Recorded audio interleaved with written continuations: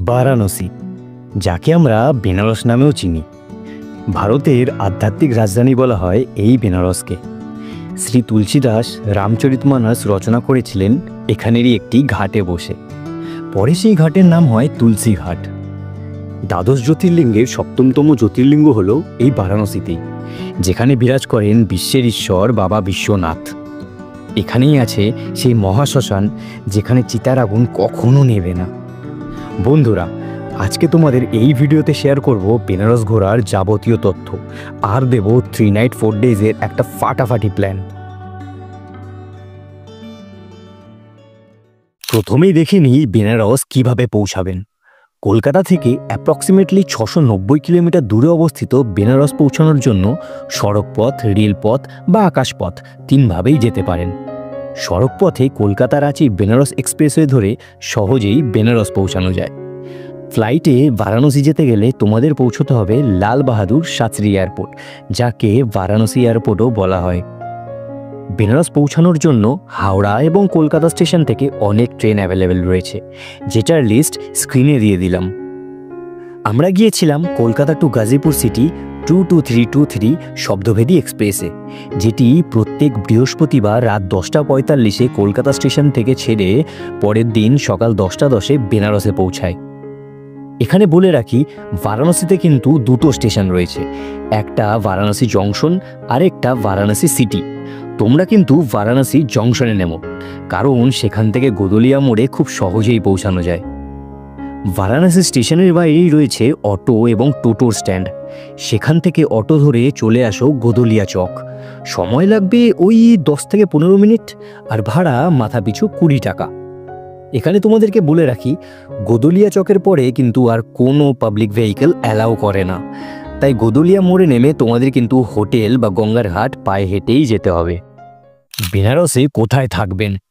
বেনারসে আসলে বেশিরভাগ মানুষ গঙ্গার ঘাটের পাশে হোটেল নিতে চায় ভিউর জন্য। গোদলিয়া চক থেকে গঙ্গার ঘাট যাওয়ার জন্য কোনো পাবলিক ভেহিকেল নেই, সুতরাং এতটা রাস্তা আপনাকে লাগেজ নিয়ে পায়ে হেঁটেই যেতে হবে। আবার কোনো সাইট সিনের জন্য আপনাকে সেই গোদলিয়া মোড় বা গির্জাঘর থেকেই কিন্তু গাড়ি ধরতে হবে।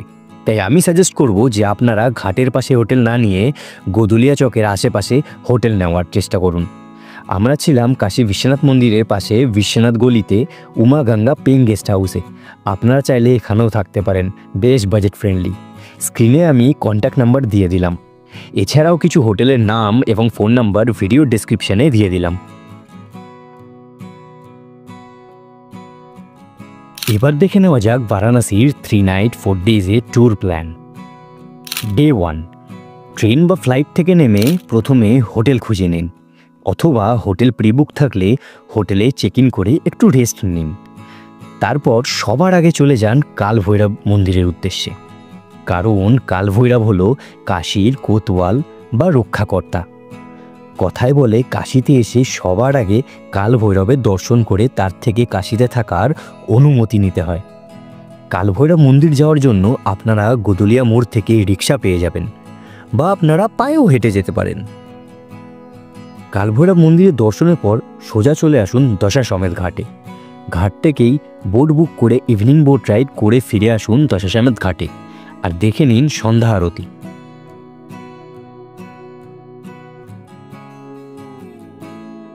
আরতি দেখে কিছু সময় গঙ্গার ঘাটে কাটিয়ে নিন। এরপর চলে আসুন গোদলিয়া চক। এখানে খাবার এবং কেনাকাটার প্রচুর জিনিস অ্যাভেলেবেল। সেকেন্ড দিন ভোর 5টায় ঘুম থেকে উঠে ফ্রেশ হয়ে চলে যান কাশী বিশ্বনাথ মন্দির দর্শনের জন্য। এখানে বলে রাখি, কাশী বিশ্বনাথ মন্দির আপনারা দুভাবে দর্শন করতে পারেন। প্রথমটি জেনারেল লাইন দিয়ে, এবং দ্বিতীয়টি সুগম দর্শনের টিকিট কেটে। সুগম দর্শনের টিকিট আপনারা অনলাইনেও কাটতে পারেন, এছাড়াও কাশী বিশ্বনাথ টেম্পল ট্রাস্টের অফিস থেকেও কাটতে পারেন।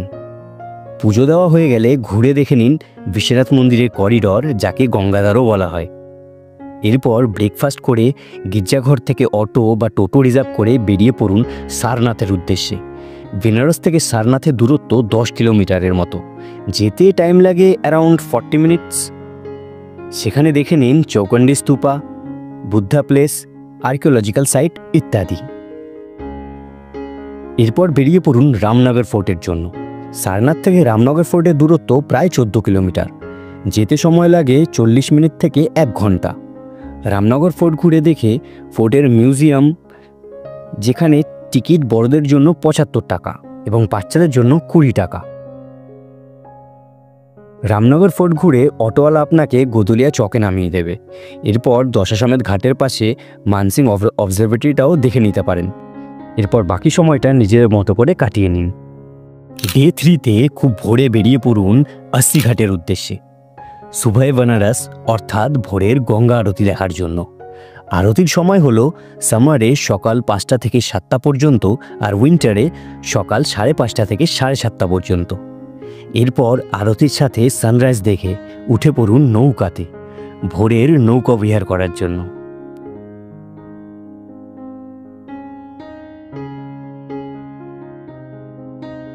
এরপর একটি অটো রিজার্ভ করে চলে আসুন তুলসী মানস মন্দিরে। এই মন্দিরটি কবি শ্রী তুলসীদাসকে উৎসর্গ করা হয়েছে। এরপর চলে আসুন সংকটমোচন হনুমান মন্দিরে। জাগ্রত এই মন্দিরে বিরাজ করেন স্বয়ং হনুমান। এরপর চলে যান ভিএইচুর উদ্দেশ্যে, অর্থাৎ বারাণসী হিন্দি ইউনিভার্সিটি। এখানে রয়েছে কাশী বিশ্বনাথ মন্দিরের আদলে তৈরি দেবাদিদেব মহাদেবের মন্দির। এরপর অটোতে উঠে চলে আসুন আজকের সাইটসিংয়ের শেষ স্থান দুর্গা মন্দির। দুর্গা মন্দিরের দর্শন শেষ হলে অটোওয়ালা আপনাকে গির্জাঘরে নামিয়ে দেবে। এরপর আপনি হোটেলে গিয়ে ফ্রেশ হয়ে খেয়ে রেস্ট নিয়ে নিন, আর সন্ধ্যাবেলা বেরিয়ে আপনারা আপনাদের মতো খাওয়া দাওয়া কেনাকাটা করে নিন। ডে 4-এ সকালবেলা ব্রেকফাস্ট করে ঘুরে নিন বারাণসীর বিখ্যাত অলিগলি, আর দেখে নিন কিছু মন্দির, যেগুলো আপনারা পায়ে হেঁটেই দেখে নিতে পারেন। আপনারা ঘুরে দেখে নিতে পারেন সিদ্ধেশ্বরী মাতা মন্দির বা চন্দ্রকূপ। কথায় বলে এই কূপের জলে যদি কোনো ব্যক্তির ছায়া না দেখা যায় তাহলে সেই ব্যক্তি 6 মাসের মধ্যে মারা যাবে। এরপর চলে আসুন মাতা শঙ্করা দেবীর মন্দিরে। স্বয়ং শ্রীকৃষ্ণ পাণ্ডবদেরকে এই মন্দিরে নিয়ে এসেছিলেন। এরপর দেখে নিন আত্মাবীরেশ্বর মহাদেবের মন্দির। কথায় বলে কাশী বিশ্বনাথের আত্মা এই মন্দিরেই রয়েছে। ঘুরতে ঘুরতে একটু হাঁপিয়ে গেছেন তো, তাহলে ঢুকে পড়ুন বেনারসের বিখ্যাত ব্লু লস্যি শপে।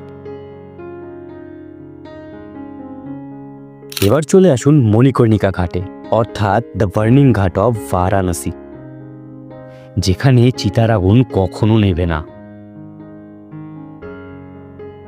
মণিকর্ণিকা ঘাটের ঠিক পাশেই রয়েছে রত্নেশ্বর মহাদেব, যাকে কাশী কারবাটও বলা হয়।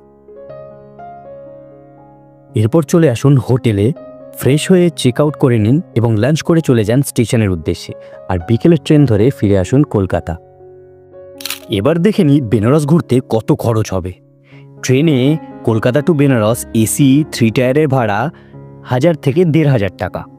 স্টেশন থেকে গোদুলিয়া চক অটো ভাড়া 20 টাকা। হোটেল ভাড়া টাইম টু টাইম ভ্যারি করে, বাট এখানে একটা অনুমান আপনাদের দিয়ে দিলাম। বেনারসে খাওয়ার খরচ খুবই সস্তা। ব্রেকফাস্ট, লাঞ্চ, ইভিনিং স্ন্যাক্স এবং ডিনার পার হেড 300 থেকে 500 টাকা। সারনাথ রামনগরের সাইটসিংয়ের মিনিমাম কস্ট লাগে পার হেড 250 টাকা। ইউনিভার্সিটি সংকটমোচন সাইটসিংয়ের জন্য পার হেড 100 টাকা। ওয়াকিং ট্যুরের কস্ট পার হেড 300 টাকা। বোট রাইড শেয়ারে করলে পার হেড 100 টাকা, আর পুরো বোট রিজার্ভ করলে 900 থেকে 1200 টাকা। যে কোনো ট্যুরের কস্ট কিন্তু ডিপেন্ড করে আপনি কতটা লাক্সারিয়াসভাবে ঘুরছেন এবং সময়ের ওপর। বেনারস সিরিজের part by part video description বক্সে দেওয়া রইল, সেখান থেকে দেখে নিতে পারেন। ভিডিওটি ভালো লাগলে অবশ্যই চ্যানেলটিকে সাবস্ক্রাইব করে দেবেন। হর হর মহাদেব।